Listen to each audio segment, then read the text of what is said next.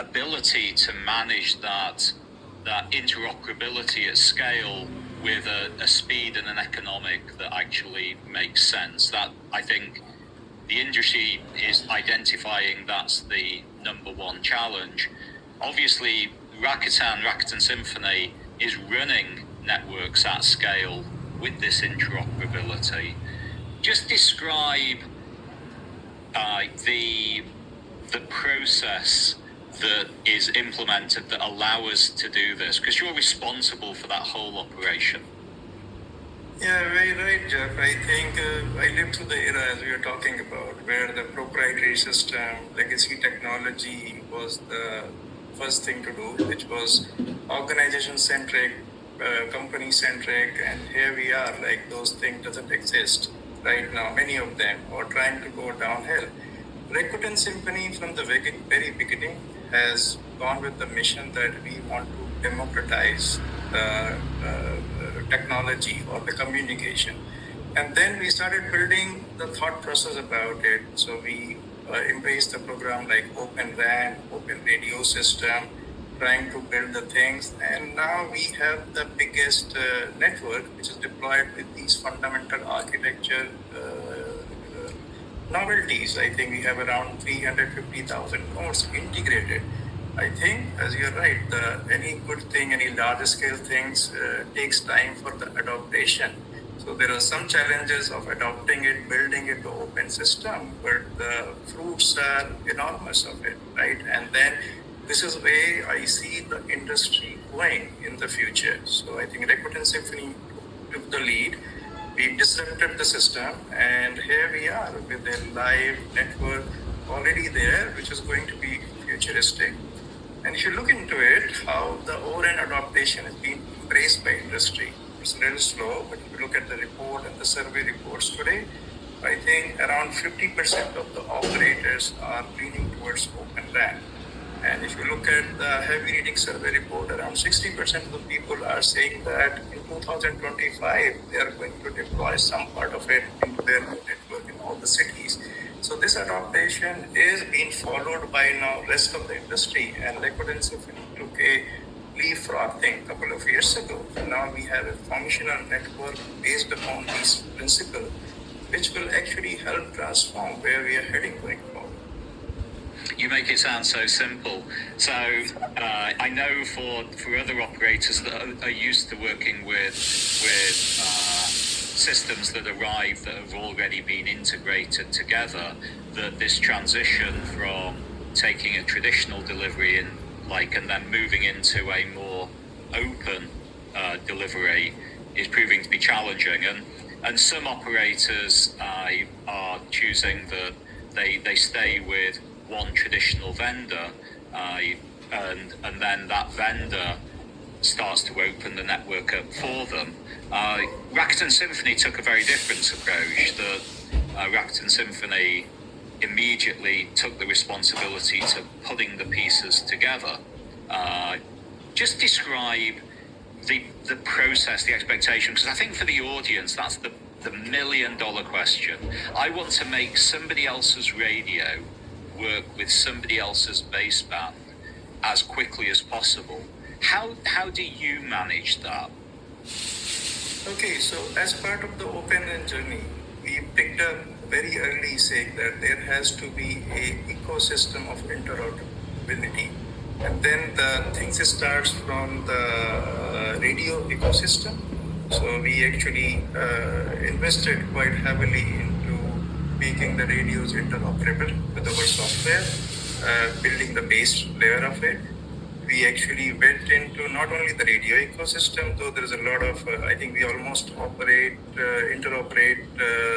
with around 12 or more than 12 prominent vendors into this space. But we actually took it to the upper layer beyond radio for the whole network deployment. We went through the licensing program, inception and perspective, which is one of the major initiatives that we have today. So at every architectural pieces, we actually try to embrace openness. And this has been not easy, right? It's like, when you go interoperate, you have to invest in testing, validation, everything works. And we actually decided to take that and we took the approach of automation and doing it. So we went through the architecture, which we see futuristic and have the benefit for the society.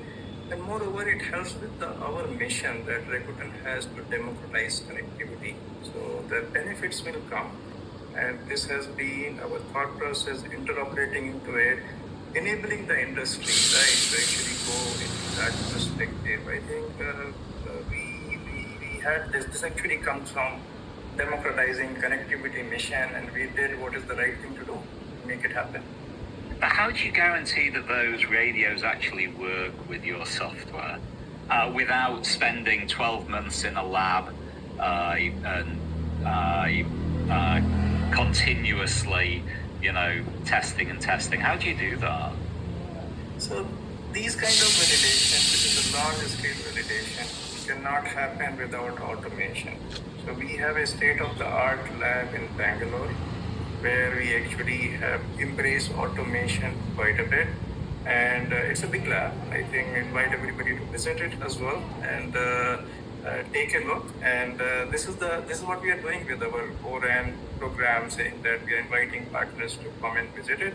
So investment in automation, maintaining the quality, so your machine actually do the job of validation. So the margin for error is very low. This is the main enabler for this to happen.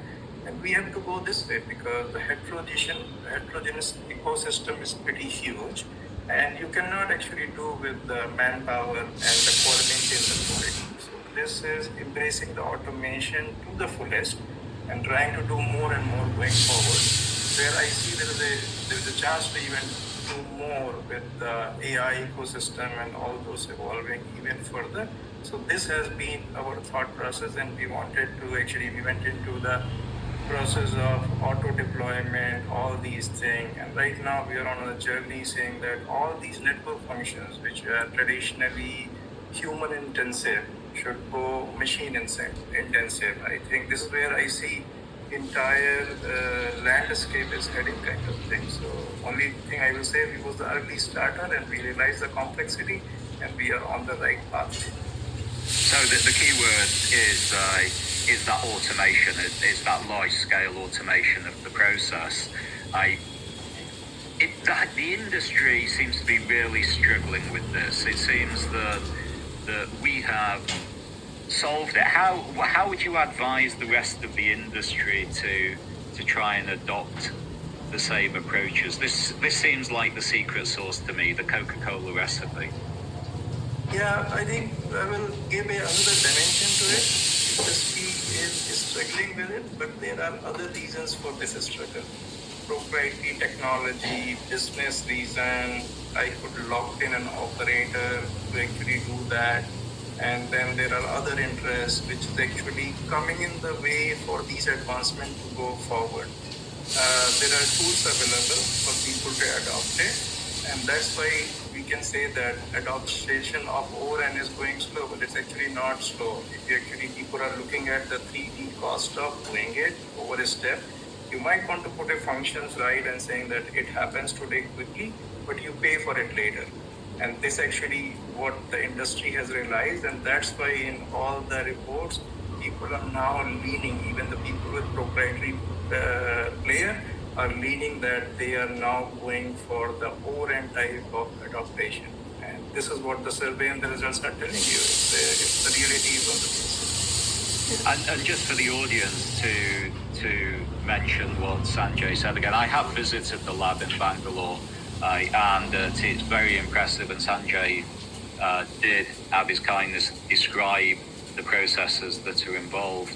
If anyone is interested in learning more about this, then please reach out and let us try it.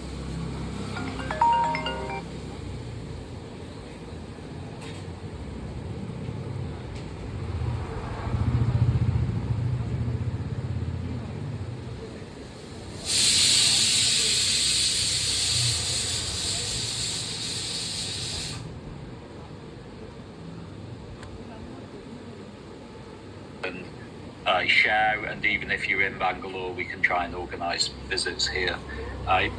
Moving on to, because one thing that you have mentioned Previously, your PhD was in distributed computing, and really the discipline you're working in putting together large scale working open systems is not only of interest to telecom. Can you just help expand on that?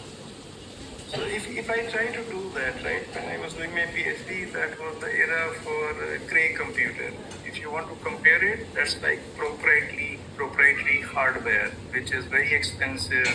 Same model, right? I need to solve the weather forecasting problem. I need supercomputer.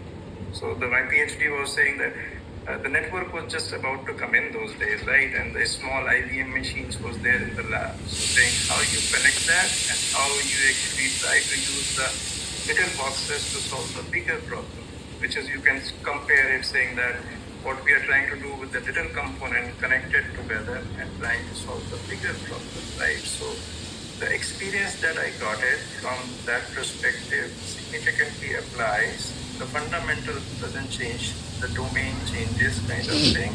Yeah, so that was my journey, which led me to go and get a little bit more experience into the server data center domain, and now from the proprietary boxes, we are evolving to the quartz boxes and all these little architecture computing.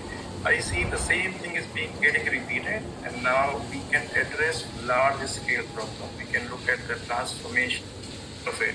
We can look at the whole industry trying to use the benefit of these platforms to solve the bigger problem, not only in telecom domain, beyond telecom domain, logistics, healthcare, other part of it. So whatever we have not seen possible and will probably never get possible with the proprietary system will become possible by these kind of platform, which I think we are working to be the lower layer to build technology. You will see a lot of applications which will get benefit of the interoperability popping up in future years, and the way we live in will probably going to transform. So this is the building block to transform the industry, transform the multiple ecosystem, and the fundamental starts from the radio layer and the layer on top of it and democratizing things. These becomes worry free and ubiquitous. I think that's a great place to close. What you made me just think there is that telecom is the oldest industry that has run its business on a network. If the network doesn't work, all the experience and service is coming from that network. And now it feels like all businesses are starting to run on a network. And if the network isn't working or scale or doesn't work the right way, it's a similar problem. Whereas before, IT used to be a support function for traditional industries, now it's actually the source of differentiation and innovation for industries. Well, I'd like to say thank you, Sanjay, for joining us. If any of you in the audience wants to learn more about how Sanjay is approaching the industrialization of that interoperability, or is interested in even visiting Bangalore, then please reach out. Sanjay's article on this subject has been published. We'll put the link in the note below. And please ask any questions in the comments, and we'd love your feedback. So on that note, thank you very much, Sanjay. Thank you, Jeff. It's a pleasure talking to you like always. Likewise. Thank you. Yeah.